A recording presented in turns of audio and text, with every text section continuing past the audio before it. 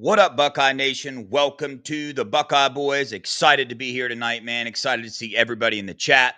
Before we get this thing going too much, you guys know what to do. Please hit that like button, hit that subscribe button. We got a special guest on the night, man. So get them super chats rolling in. The super chats, they go to help good causes here in the Buckeye Boys channel and the Scoop channel as well. We're going to dive into it today. Julian Sayin, man, the season he's having, 85% adjusted completion percentage on the year. He's in the conversation with a lot of historic quarterbacks, a lot of first-round picks from the past. He's putting up similar and better stats in a lot of areas. Buckeyes offense, Buckeyes defense, moving right along. And who's going to stop this team right now? When we get into the playoffs, is there a team that can give these Buckeyes a little bit of pushback? We're going to dive into that tonight. Got to bring on my dude, Ian, man. You guys know him. Been here before. He's going to continue to be here. Ian, how you doing, bro? Ian, you're muted. You have muted yourself. You are still muted. Man, this thing was, hey, I'm telling you guys, before we came on here, it was working perfect. I could hear him great. I bet you hit the button on your mic again. I still can't hear you. Nope. Still muted? No, I can hear you now. Okay, perfect. Nah, I apologize for the mix-up. I'm glad to be on with you again, Dev. I appreciate the opportunity, man. And Buckeye Nation, we got a good one in store for y'all tonight. So again, thanks for having me, Dev. I appreciate it. Yeah, man, excited to dive into it. But told you we had a special guest, man. I've been real into PFF here lately for a while. Subscribed over to PFF. I'm real involved in trying to understand it more. And I've been noticing here lately what I see with my eyes matches up with PFF grades. We had Dalton on. Going to bring Max on as well, the other side of that show. If you guys haven't watched them, I'm telling you, get over there. They put out some really good content, and this year's a great year to watch them if you're a Buckeye fan because they love them some Buckeyes this year. Max, how you doing, bro? I'm doing great. You know, I don't love the Buckeyes as a fan of Penn State, but I do love the Buckeyes as a fan of PFF because obviously you guys are having an incredible season this year, and it's looking more and more likely by the week that you guys might go back-to-back this year too. Yeah, Max, it is. We were talking pre-show that, you know, coming into the season, you know, Penn State, Texas, those teams were in the conversation. A little bit of Ohio State, but not really, because there were a lot of questions that needed to be answered. I mean, even in Ohio State, the fans at Ohio State, including myself, was like, hey, we have the talent, but how's all this talent going to come together? Well, we see how it's coming together. Ryan Day, he's got something going pretty good. So we'll dive into a little bit of that. But before we do that, I know there's a lot of fans watching, a lot of people in the chat, and including myself. I want to know more about PFF. Everybody has different opinions on how much it actually matters and whatnot. So give us a little – I'm not one of those guys. I've fallen more in love with PFF because it matches what I watch, right? So just give us a little bit of a breakdown so we can have a little better understanding when you bring these PFF grades up on some of these Buckeye players we're about to talk about. Yeah, so the one thing I always say with our grades is that they're never perfect, right? And I think that, you know, so many people think that we here at PFF think they're perfect, and they're always not. You know, it's really judging off tape, and it's not AI based or anything like that. You know, we have our guys, the highest trained guys that we have former coaches on our staff right now. We have former players on our staff right now that train up our graders to know exactly what they're looking for. Like I could not even grade games even if I wanted to, right? I need to go through a very extensive and lengthy process to even get allowed to even touch college football games or NFL games too. But what we do is we try to grade every single player in every single play, in every single game, which is obviously a very lengthy process. And we have a lot of guys trained up to do that, but only like about 15 to 20 guys that have final say over grades. So even though it sounds like, okay, you need so many employees to do that, a lot of them do that. But like the tracking stuff or like simple stats, the actual grading process is only done by very highly trained guys, like I said, by former coaches and players that we have on our staff too. So it's kind of based on a -2 to +2 scale. And what I mean by that is in 0.5 increments. So basically a +2 play is the best of the best play you can have. Like it's really like, think of like the best plays you've ever seen and in football, right? That will get a +2. -2 conversely is obviously awful, horrendous plays, like a horrendous pick six thrown by a quarterback. We haven't seen much from Julian Sayin this year on that front, but that would get a -2, -1.5, +1.5, outstanding plays, really bad plays, -1, +1, really good plays, and pretty bad plays. And then 0.5 and -0.5 are more like, okay, you're going above and beyond your job requirement.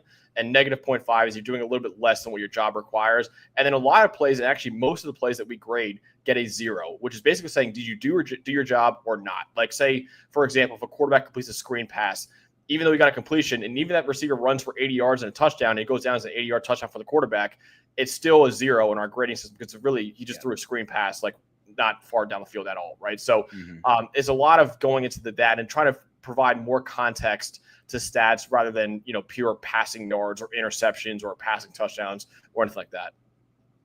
Yeah, that's interesting to know, and I love it because sometimes when you watch a game, you brought up a beautiful example, the screen pass. You can look at a game and see that a quarterback had a lot of a good completion percentage, completed a lot of passes, had a lot of yards. Then you go watch the game and it's screen passes left and right all over the place, and then you got to really ask yourself, well, how good of a quarterback is that really if that's always doing? So I love that you bring those variables into the situation because that's part of the game of football. Different plays require different skill sets, different things. And, stats do tell a story, but they don't tell the full story. So it sounds like PFF gets a little bit deeper into that story, and I love that. And obviously, college football, there's not a single grading system out there that's perfect. So well aware, right, of what that is. If you got somebody grading and they say their grades are perfect, I'd probably stop listening to them. So glad to hear you say that as too, man. There's always things that can change grades one way or the other, man. But again, excited to have you on here.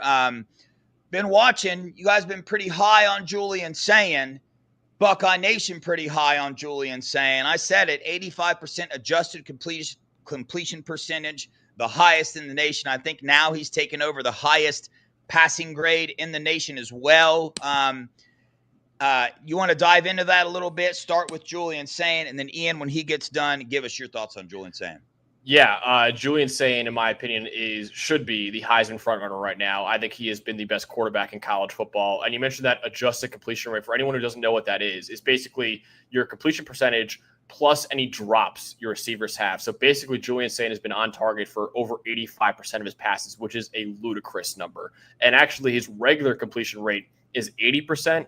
If that holds, that would be easily the best completion rate of all time in college football. So we're talking about a guy that simply does not miss right now as a redshirt freshman. And I think this is going to be a lofty comparison. I'm not outright saying it's going to be as good as this player, but I think the conversation around Ohio State this year in their passing game specifically is very reminiscent to me, at least, of the 2019 LSU team, where it was Joe Burrow, it was Jamar Chase, it was Justin Jefferson, you got Julian Sayin, Carnell Tate, Jeremiah Smith. So many people are saying, oh, it's the receivers that make LSU great. So many people are saying, oh, it was Burrow that made those receivers great. So many people are saying Julian Sayin was making Carnell Tate and Jeremiah Smith so great. I think we know by now that they are superstars in themselves. What I'm trying to say is they're all great. Like this is what we're seeing, like historic stuff right now. And you see in the NFL now, Burrow, Chase, Jefferson, they're all individual superstars. I think you're seeing Julian Sayin, Carnell Tate, Jeremiah Smith, they're all individual superstars as well, which is why this Ohio State passing attack is so lethal right now. You have the best receiving core in college football. Combine that with the best quarterback in college football right now, in my opinion. That's a major reason why, along with the defense, of course, why I think Ohio State is the clear-cut favorite to win it all this year. Ian, your thoughts on Julian Sayin, man, what he's doing this year? Yeah, Dev, I second everything Max said. What strikes me about Julian Sayin, Max and Dev, is the fundamentals, the feet, the eyes stand downfield, how he moves in the pocket. As Max and Dev, you can attest to this. Tom Brady wasn't the most athletic quarterback, but he was athletic in the pocket, right? And he didn't lead. He made his offensive line look correct, even when the blocks aren't there. And so, a play that kind of epitomizes that is the throw to Carnell Tate, first drive against Wisconsin. You kind of subtly move in the pocket, eyes downfield, and you throw a ball on the rope. And so for me, it's the fundamentals, especially being a redshirt freshman, being able to keep the feet. And Ryan Day always talks about it. I pay attention to the quarterback's feet. Is he seeing what I'm seeing on the field, and is he explaining it in a way that the coaches are seeing it? Right. The pinpoint accuracy, not doing too much, knowing when to take the check downs. And so I think he's well on his way. I think the Buckeyes are giving him more and more as the season progresses, put more on his plate. I think he can handle it. And I like the comp. The 2019 Joe Burrow-led team, yes, Joe Burrow was pinpoint accurate, but it takes two, right? You have to have a cohesiveness between the receivers and the quarterback. And I think we have that. Carnell Tate has been a revelation. We all knew he was good, but I mean, this guy is amazing. And so, Julian Tate kind of bringing that to the forefront as well, it further strengthens the argument that this kid is different. So no, I agree with everything Max said. Yeah, I love Joe Burrow. So not saying that's who Julian Sayin is, by the way. Let's make that clear. But there are things about these quarterbacks, the traits that they had. He is showing those type of traits. I love his footwork. And what I really love is you see the progression throughout this year, okay? The Texas game, obviously the coaches wanted to play it a little safe. I think the main goal there, hey, just don't turn the ball over. Compared to this last game at Wisconsin, it was very clear that they wanted to turn Julian Sayin loose a little bit. A lot of RPOs called, allowing Julian Sayin to read himself. That shows a lot of trust for the quarterback. We saw him keep a draw as well, which, man, I was beyond ecstatic for that. And you saw a lot of passes on the move. Offensive line didn't have the best game, and it caused Julian Sayin to have to adjust in the pocket some. And the pass to Brandon Ennis, a pass to Carnell Tate, there are several examples of Julian Sayin on the move, still throwing with pinpoint accuracy. 1,872 yards on the year at 80% completion, 19 touchdowns, 3 interceptions.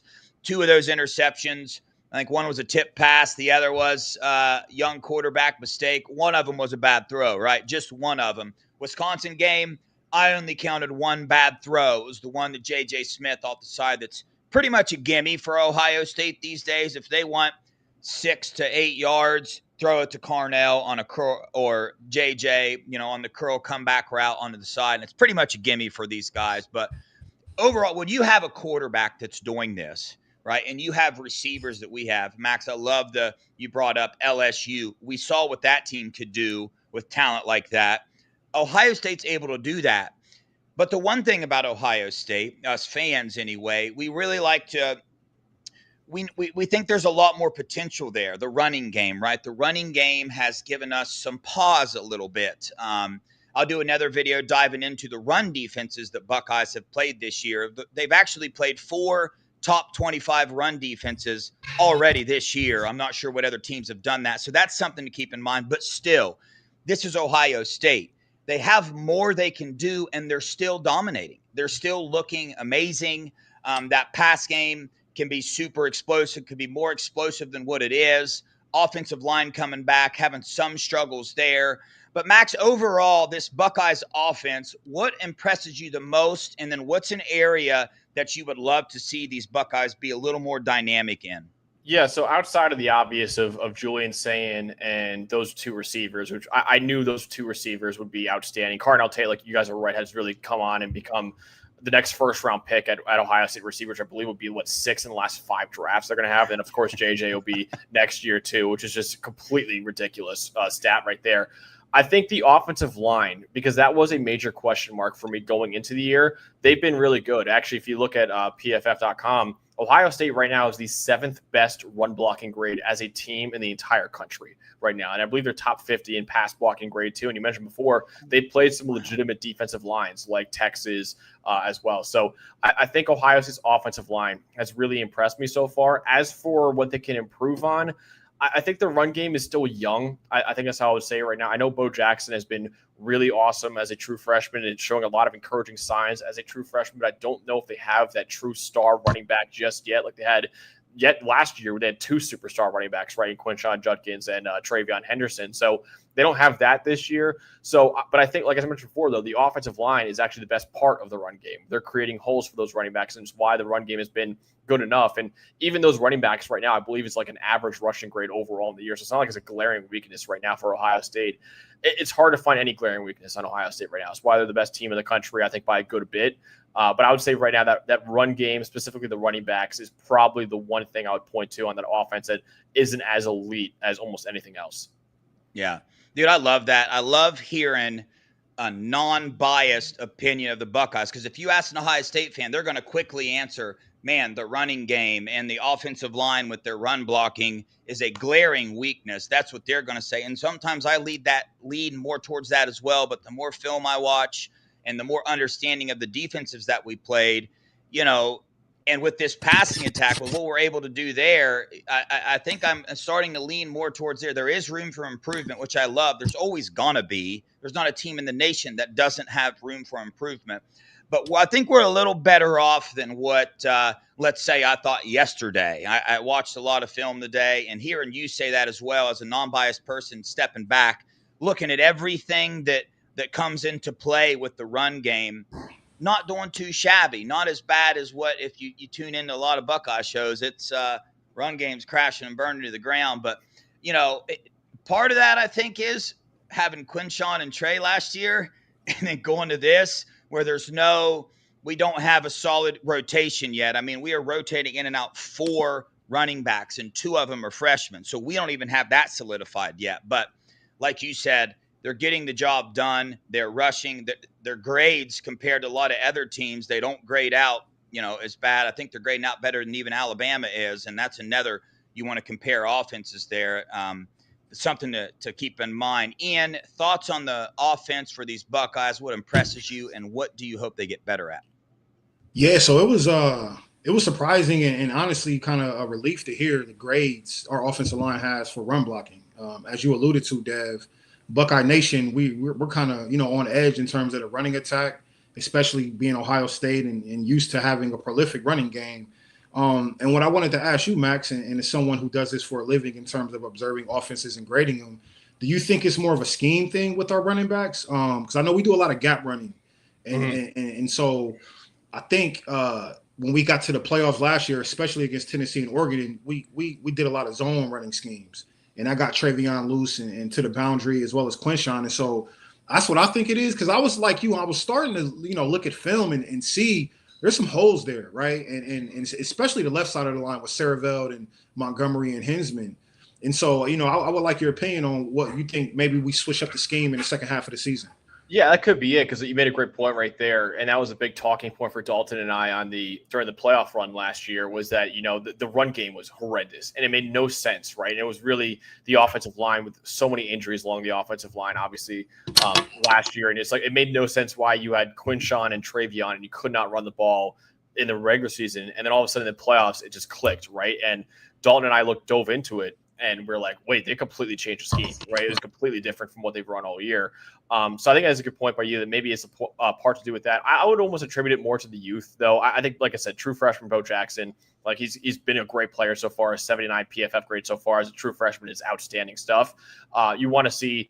He's still a young player, though, right? And I think, CJ Donaldson has been a solid number 2 back. We thought maybe he would be the number 1 back this year because he was pretty good at West Virginia. James Peoples has been, pretty solid for them this year, too. But I think it's just overall youth. And I think, Buckeye fans are probably getting used to not having, 2 guys who were taken in the second round of the draft in Quinshawn and Travion Henderson in the same year. I think, like I said, Bo Jackson's still a very young kid. I think it's a little bit of youth infused into why it's not been as good as maybe last year. Gotcha. Appreciate that. Yeah. So Buckeyes offense humming. I think we can all agree with Julian saying what these receivers are doing and what the offensive line is doing and has the potential to do. I think around the nation, it'd be hard to ask somebody and they answer no to this question, which is, do the Buckeyes have the offense to go back-to-back and win a national title? I think the answer is yes, especially with what Julian Sayin is able to do. He was a question preseason for a lot of the national media and some of the Buckeyes who knew he was going to be good, but there's nobody in the nation that knew he would do this. Yeah. And again, if somebody says they knew he was going to do it, they're just lying. But he's doing it. 80% completion. We've seen it with room to grow and also gaining trust from the coaches. Operating this high-powered offense is like getting behind a Ferrari for the first time. You got to learn how to keep that thing on the road, keep traction so you can get that speed going, because it's pretty wild what they're able to do. So any final thoughts on the offense, and we'll switch over and dive into this defense. Max, anything else to say on the offense? Yeah, I think what I will say, and I'm sure Ohio State fans will love me saying this, They had a national title offense last year with a national title winning quarterback in Will Howard, who was outstanding. And I think they upgraded at quarterback, which is a scary, scary sight for the rest of college football right now. I think that Wisconsin game was a true indicator of what we might see in weeks to come, where they felt like, you guys are right, they gave him the keys finally to the Ferrari and said, all right, go drive it now. Like before, in the first few weeks, he was grading out very well. The rates were very well, but they weren't fully trusting him just yet. Like the Texas game specifically, they kind of like, okay, Julian, just don't mess it up. And to his credit, he did not mess it up in that game. Mm-hmm. Now it's feeling like, okay, we know we have something special now in Julian Sayin. We know we can open this up now with Jeremiah Smith and Carnell Tate. That in turn should help out the run game even more, because defenses have to now all of a sudden put more guys deep to cover this. It feels like we're starting to unlock this fully for Ohio State right now. And of course, it was Wisconsin who has struggled mightily this year in almost every single area. But it did feel like something clicked in that Wisconsin game right there. And if that's a sign of what's to come, and Julian Sayin is playing like that, like I said, I think he could be an upgrade over Will Howard, which is saying a lot for how good Will Howard was last year. And you have maybe the best quarterback in the country right now, and Julian Sayin with those receivers. I don't really care how good your run game is. If you have that quarterback and those receivers playing like that, you're probably going to win a lot of games, if not the entire thing.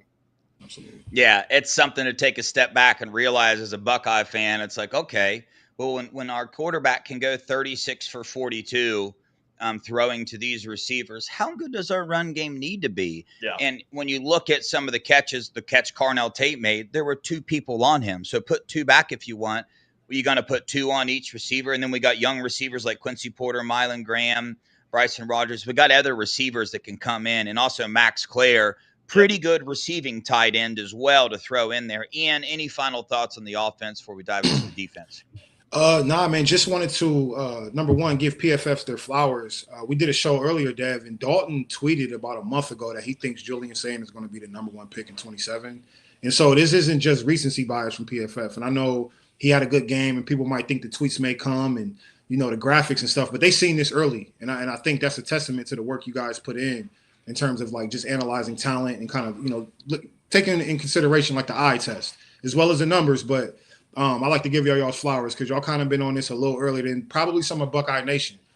Some of us had our reservations, but PFF called this, right? And I don't think it's an accident as well. So I wanted to throw that in there. No, I appreciate that, man. Yeah, we did our midseason awards before the Wisconsin game. Actually, we actually had Julian Sayin as our midseason Davey O'Brien Award winner for best quarterback in the country. I know a lot of people were coming at me for that, and there's a lot of other great quarterbacks too that I could have gone with, like Ty Simpson, Diego Pavia's been awesome too. Fernando Mendoza's been great too. But I just, when I watched, like, so for example, this is what I like this the story I told Dawn a few days ago. So we have this thing at PFF called key plays, and what key plays are, and I mentioned the grading scale to you guys earlier in the show. Key plays are basically any play that is not a zero in our grading system. So any play that is a positive or a negative, right? So I was curious for saying, because I keep seeing his grades are outrageous, and I turned on his key plays to watch the tape back, and I swear it felt like a highlight reel. I was like, where are these negative plays I'm supposed to be seeing for this kid right now? There's like 95 key plays. I swear, like 80 of them probably were positive plays. Like it literally felt like I was watching a YouTube highlight reel of Julian Sayin. So it's just what that guy is doing right now. I think is getting not enough love. I think he should be the Heisman Trophy favorite as of right now. And just, I think in the fact he still has one more year of college ball at least left in him is a scary, scary sight right now. Like if we did a draft right now and every player in college football was eligible for the draft, I would say Julian Sayin might be the first quarterback taken in the draft and maybe the number one overall pick, although his teammate Jeremiah Smith might have something to say about that too. Right. Yeah, it's pretty insane. We're talking about a redshirt freshman here, right? Add all that into the equation, it just gets a little more crazy for you. Max, you might not know this, but I got it, and not because you're on the show. Me and Ian actually brought this up before the show, so props to you, Ian. But got to give you guys a shout out, man. In the Buckeye world, Buckeye fans, we know Ohio State is not – they don't put a lot of energy into promoting their players for awards, right? Specifically, this Julian Sayin and the Heisman, Jeremiah Smith, the Blitnikoff, and even the Heisman. They never really do that. So we really, as a Buckeye fan, it's really nice to see national outlets like yourself really talk about Julian Sayin like he deserves to be talked about. It's not that we're asking people to go above and beyond. So you guys have been a pretty big front runner there and putting his name out there and showing people, hey, he should be the Heisman leader right now. So Buckeye fans, you guys should give these guys huge props. If you haven't seen, go watch their channel, go watch their shows when they talk about Julian Sayin. That helps. We know the Heisman is voted on. We know those things matter. It's not just the play on the field. Unfortunately, with that, we've seen some picks over the past couple years. It's like, well, how do we come up with that outcome? But still, there's a lot to this. So mad shout out to you guys. Buckeye Nation should be very much appreciative of what you guys are doing for Julian Sayin in terms of the Heisman run and just pointing out straight facts, what he's doing. So thank you, man. It means a lot. Thank you.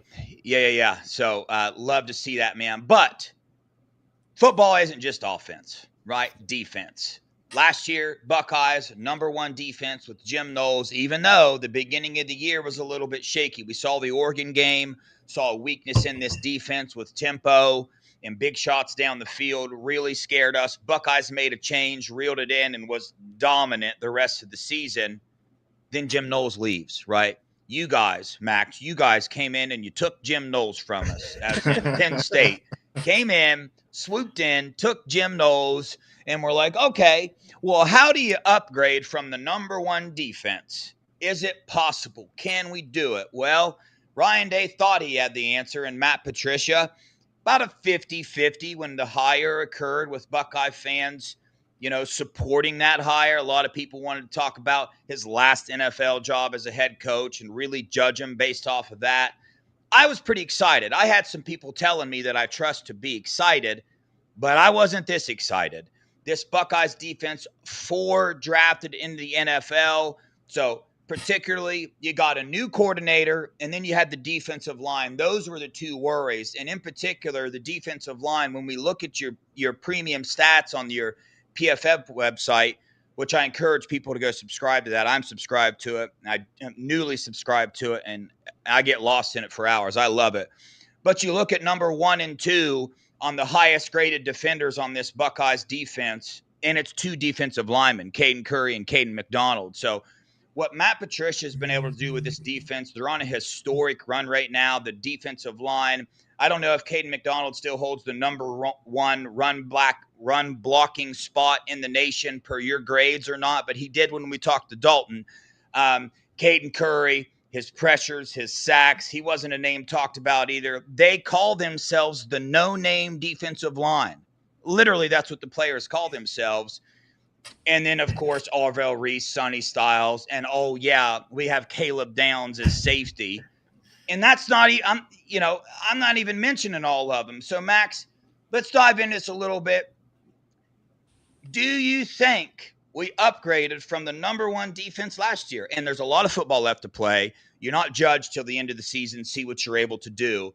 But as of right now, what's your thoughts on this defense, Max? They might have. And the fact that I don't know if I can give you a definitive yes or no just yet, but the fact that the answer is they might have when they had that defense last year and all of those guys get drafted from that defense last year. I mean, they lost, 8 starters, I believe, that were all drafted in the NFL from that defense last year. It's nuts, man. You lost the defensive coordinator in Jim Knowles. He brought in Matt Patricia, and he's done, I would say right now, he is the Broyles Award winner, if I could give that out right now. What he's done with that defense has been outstanding. I mean, they're giving up, 7 points per game right now, and they played legitimate offenses like, of course, Washington and Texas and teams like that too. It's been unreal what they've done so far. And you're right. There is not a clear weakness right now because the defensive line that we were worried about when they lost all 4 starters, and all 4 starters from what I would say was the best defensive line in the country last year. And they replaced them with some guys like you mentioned, Caden Curry. Caden McDonald, you mentioned before, does still have the highest run defense grade in all of college football right now for D tackles. He's been amazing this year, and I would say he's probably an All-American type of player the way he's playing right now.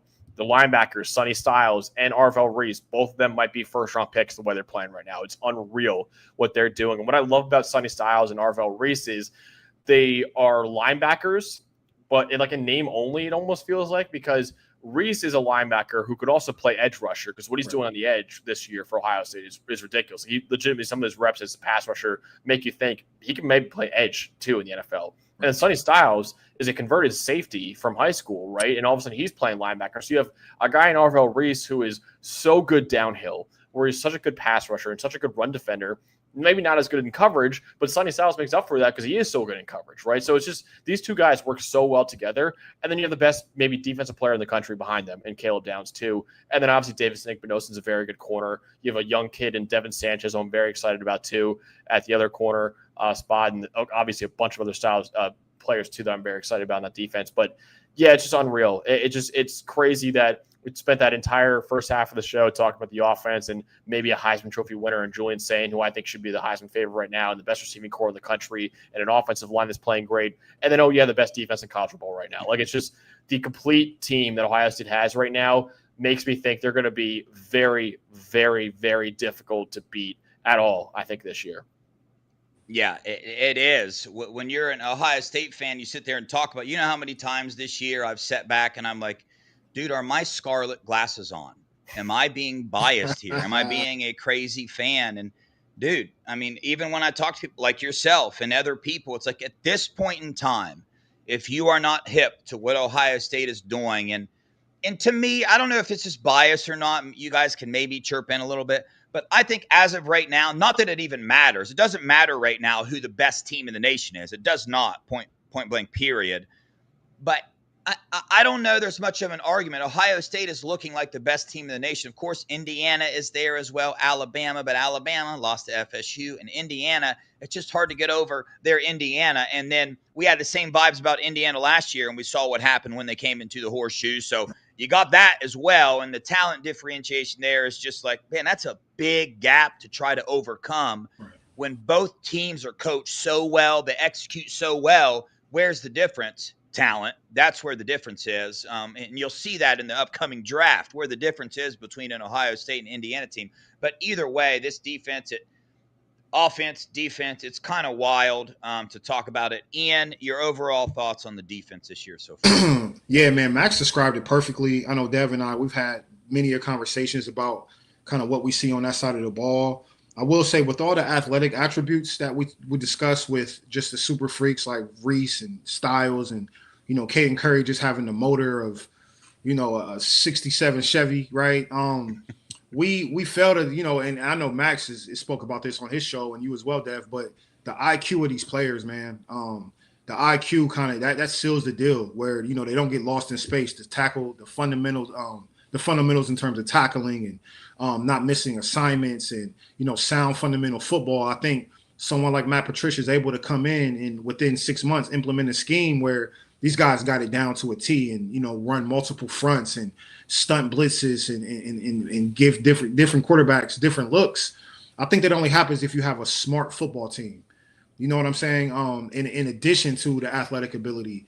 And so I think as the season goes along, and Max mentioned something that was poignant, Reese does struggle in coverage. And that's something that's kind of been on tape, but he's a first-year player. And we talked about this as well. So with experience is going to come growth. And I think as good as they are now, we're kind of not going to see the best version of this football team until around, the Michigan game and on into the playoffs. And that can get scary as well. So that's kind of what I see is the IQ of the players, man. It's not talked about enough, except, some of the experts. But to me, that's what stands out the most when I watch this defense. Yeah, Ian, you make a great point. I just want to say real quick that I think that IQ thing is so important. And I think it all stems from Caleb Downs. I mean, that guy is truly like the rover. And you saw it last year too. Like Jim Knowles just put that guy wherever he wanted, and he could make his defense however else he wants with Caleb Downs on the field. And that guy is he's the true leader of that entire team at this point. And that guy, the IQ, yes, the physical talent for Caleb Downs is unbelievable. Why I think Caleb Downs is truly a once in a generation safety. That guy's IQ is off the charts, and he can play slot corner for you. He can play even kind of linebacker for you. He can play free safety for you. That doesn't happen unless you're the most brilliant player on the field. And I think Caleb Downs, I think it's a great point you made by the IQ of all the players. And I think it all starts with their leader of that defense, Caleb Downs. 100%. Good point, Max. Yeah. One of the biggest, for me anyway, there's so many things you can talk about with Caleb Downs, but there's another factor here that is not a lot of people talk about that I think really shows how smart of a player Caleb Downs is, and that's how well his counterpart is playing in Jalen McLean, a sophomore on the field. You wonder, how is this dude able to come out, be the highest rated coverage, player on the team as a sophomore, being a safety at Ohio State?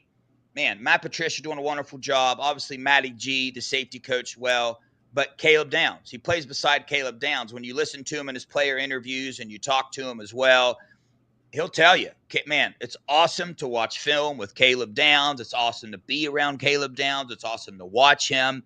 And when you hear Ryan Day talk about this defense as well, most of the time he's mentioning two names. The first one is Caleb Downs. The second one is Sonny Styles. Why? Because of their IQ, their ability to call out the plays pre-snap and let the rest of the defense know they're leaders on the field. That's what makes up good football teams, are the players leading the team on the field. If that's going on and they're having, a high percentage of success like this Buckeyes defense is right now, it's because you're surrounded by some players that know some football, and they're being coached good as well. So same question to you guys again as the offense. With everything we can talk about the defense, Arvell Reese, defensive line, Caleb Downs, pick one. Most impressive thing about this defense, and if you're able to, one area that you want to see this Buckeyes defense get better in, if you can find one. Yeah, the most impressive. I would probably overall is probably the linebackers. Like I said, both those guys are probably gonna be first round picks this year. The way that those two are playing, but really most impressive to me is the defensive line, because like I said, the offensive line, like I said before, the expectations for them were not very high going into we knew they had talent, but it was okay. Can they put it together and have a great year and be almost as good as last year? And they've been just that this year. Weakness. It's hard. I mean, listen, they're averaging 7 points allowed per game. I think their corners are good. I don't think they're elite. Like I think Igbenos is a very good corner. I think Jermaine Matthews is a very good corner. I don't know if they have a true shutdown number one corner right now. But like I said, when you have those safeties, you have the best safety in the country in Caleb Downs, and you have those linebackers to help out too, and then a defensive line that can get after the passer very, very quickly. You don't need a lockdown number one corner, but I mean, if you're going to find one maybe weakness on this defense, which I don't think they have a weakness right now, I would say that their corners are good, not great. Yeah, that's a good sign when you're forced to pick a weakness on a team, and you're saying it like you kind of don't really want to say it, but you got to say it. So I love to see that. Ian, your thoughts, same question to you. Yeah, man, to watch these linebackers in action, Reese and Sonny Styles cover the ground they cover, make the tackles, and rush the quarterback like they do. I would have to go with the linebackers as well. Max, he took it right from me, man. Jermaine Matthews and Igbenos, and like Max said, they're good players, right? They play for Ohio State. So that says enough. But I want to see what happens when we come up against an elite receiver with those two. Igbenos had some penalty issues last year, and those haven't reared their ugly head. But we saw Parker Livingstone, and that was the first game against Texas, and he got loose on us in that fourth quarter. And he's a B-level receiver. But I want to see when we go against a Surratt from Indiana, right, or some of these other receivers out there, Jermaine, the guy from Alabama, Ryan Williams, and Jermaine. Yeah, exactly. When we go against that caliber of receiver, that's when you see what type of corners you have. And unfortunately, we won't see them until that time. And so that remains a question for me. I expect them to be able to kind of rise to the occasion. But right now, that's kind of in the back of my mind is if they can or not. But, that's pretty much it for me in terms of weaknesses. Yeah. And obviously, depending on your personal experience, your personal preference, everybody's going to have different answers. For me, coming into the season, I was very high on the defensive line, but I think overall, a lot of people had a lot of questions there, rightfully so, okay? Kenyatta Jackson was probably the first name you're going to bring up on the defensive line, and K-Mac as well. We knew we had those two guys, but is Edric going to step up? Is Bo Atkinson going to step up? Is Caden Curry going to step up? And then more importantly, where's the depth behind him? Well, come to find out, Caden Curry is one of the most productive defensive linemen that we have on the team. And Tywan Malone has stepped up in a way and had his best two games, the previous two games as well. So the depth there with Will Smith Jr. So for me, out of all the impressive groups, it's because of where my expectations were and then what this defensive line is putting on tape this year. Super impressive to me. So I'm going to stick with the defensive line. And for me, I just got to go with the eye test. Not that Illinois, they scored 16 points on us, and I really didn't agree with the coach's comments after the game about tempo was knife through butter. But tempo did affect the defense a little bit, made us stick in our base looks, didn't give to do all those crazy looks Matt Patricia likes to do, throw quarterbacks off. So I'm interested to see what happens when we come up against another team that has a quarterback that's capable of doing that, because not a lot of teams are capable of doing that. To go tempo like that, you got to have a pretty good quarterback, and Illinois had a pretty good quarterback to do that. So the tempo is what I want to see this defense get a little better at. I have no doubt. Like, I'm not sure why you would doubt that Matt Patricia probably had a plan before he stepped on the bus. Matter of fact, I know he did. I talked to some people inside the Woody about, the plans that they're putting forward for teams that want to run tempo. But, man, it's really good to be a Buckeye right now. But when you take a step back and you look at the national landscape, right, a place like Ohio State, last year, we heard a lot of natty or bust. This year, it's kind of like a little house money is the way I thought it. I didn't think natty or bust this year. But preseason, I did think Penn State, watch out. They're going to be pretty good. Texas, first game of the season. That's going to test our team. Let's watch out. Clemson, Cade Klubnik, he's a very good quarterback, bringing back a lot of players as well. But, man, has college football changed. You never know what's going to happen. The landscape has changed. Teams are changed. We thought FSU was going to be dominant. They beat Alabama. Nope, we're wrong. So everything changes so fast. So when you look at this, it really matters which team is playing their best football in the playoffs. So a lot can change. But as of right now, through, 7, 8 weeks of college football, when you look at the national landscape, some of these other teams, what are some teams that you think can compete with Ohio State based off what you've seen right now? Vegas has Ohio State at like plus 275 to win the national title. The number 2 is plus 600. That's a pretty big difference with my experience with that stuff. Not that matters at all. But, Max, when you look at the landscape here, which teams are you looking at that you think can give a Buckeyes a run for their money? Yeah, I think it's hard because I do think Ohio State is pretty clearly the best team in the country right now. But I think Indiana has really impressed me this year. Now, like you mentioned before, do they have the talent level to compete with Ohio State, who's similarly well coached as them? That remains to be seen. But Indiana right now, according to our grading system, is actually the highest graded team in college football. They've been really dominant so far, and I've been really impressed by them. I don't know if they beat Ohio State, but that remains to be seen. I think Alabama has a lot of talent too. They play really well, but like you mentioned before, that Florida State game exposed some weaknesses on Alabama. They do have some pretty clear weaknesses in their team right now. I think their pass rush has not really been there. It got a little bit better this past weekend against Tennessee, but overall it's been a problem with them. But Alabama's got a Heisman hopeful quarterback as well in Ty Simpson, an outstanding receiving core, an outstanding offensive line, and a defense overall that's still really, really good. So I'll put Bama up there too. A&M has impressed me so far. They have some dangerous weapons on the outside and a good offensive line. I don't know if I trust Marcel Reed all the way to lead them to the promised land just yet. They have a good defense too, but A&M certainly up there as the only undefeated team left in the SEC. Oregon is probably could maybe give a run for their money too. Oregon's looked pretty solid this year, but it's really hard for me right now. Like I think Bama is the big one for me. I think maybe Miami too. Miami has the trenches that can maybe compete with Ohio State, and if you win in the trenches, you can win any game essentially. We'll see if they can actually do it with Carson Beck though. But like I said, I think Ohio State is pretty clearly the best team in the country right now, and at this point, it'd be a pretty big surprise to me if they don't repeat as national champs this year. Yeah. Ian, your thoughts, national landscape. Yeah, man. So I have a dark horse, man, and I was watching them against USC. Notre Dame is a good football team, man. We've beaten them so many times that a part of me just doesn't want to play them because at some point your luck runs out in terms of just beating a team over and over. Marcus Freeman did play for us. He's pretty connected to kind of the things we do here, but man, Jeremiah Love and the two-headed running back that they have, man, that's a dude right there, man. He is going to play on Sundays for a long time. CJ Carr, their quarterback, he had a bad game, but he's actually been pretty solid this year.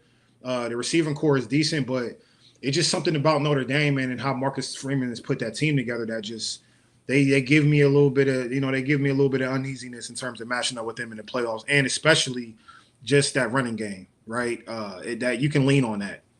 So them and then Texas A&M as well. Miami and Alabama will probably round it out for me. Alabama probably being the one that gives me the most concern in terms of who we match up with. Again, their receiving core is ridiculous, and it's like 3 or 4 of them too, right? Not too good at running the ball, but they have probably a top 5 pick at quarterback, leading the team. Ty Simpson, who can just put NFL throw after NFL throw on the field, similar to Julian Sayin, to be honest. Same height, same build, a little bit thicker, right? But his arm talent is off the hook. So, those are probably Alabama being the one that would be a test for us in my eyes. Yeah, it sounds like we're all on the same page. Preseason, man, I dove into. I'm pretty big in the recruiting, so.